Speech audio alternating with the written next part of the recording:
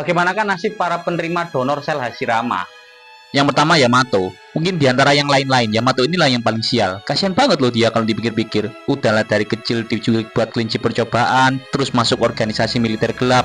Agak dewasaan dikit jadi ustadz rukiahnya Naruto. Apakah penderitaan Yamato sampai di situ saja? Nggak cuma itu sih. Jadi sansaknya Naruto buat latihan Rasengan juga pernah. Disuruh bangun Konoha pasca invasi Pain pernah. Diculik buat ngisi kuota 100.000 Zetsu putih pun pernah. Pas di era Boruto malah disuruh jadi mata-mata pribadinya Tante Oro. Sumpah nggak bayangin gue di situ gimana sih perasaan Yamato. Kalian bayangin aja lah, mungkin dia inilah definisi pekerja di negeri Konoha. Bisa melakukan segala jenis pekerjaan tapi gaji nggak menyesuaikan. Yang kedua yaitu Nagato. Kalian mungkin bingung kenapa Nagato masuk di daftar ini. Kalau kalian ingat, mata Rinnegan yang dia miliki adalah hasil dari percampuran antara sel Hashirama plus Madara, yang dimana itu sama dengan percampuran sel Indra plus Asura, yang akhirnya melahirkan kekuatan Rikudo Senin berupa Dojutsu Rinnegan. Nah, dari fakta itu, artinya Nagato ini masih memiliki sedikit sel Hashirama, walaupun dia tak menguasai Mokuton.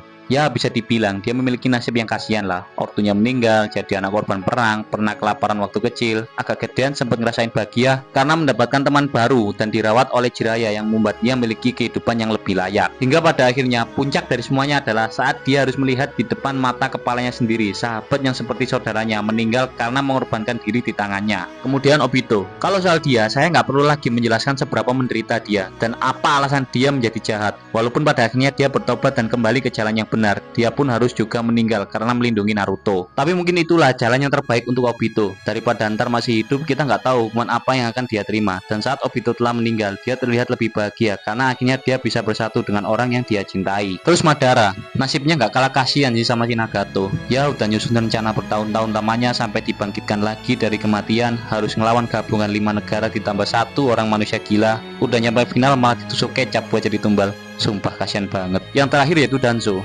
Untuk manusia yang satu ini, saya nggak akan panjang-panjang, singkat saja. Mampus lu.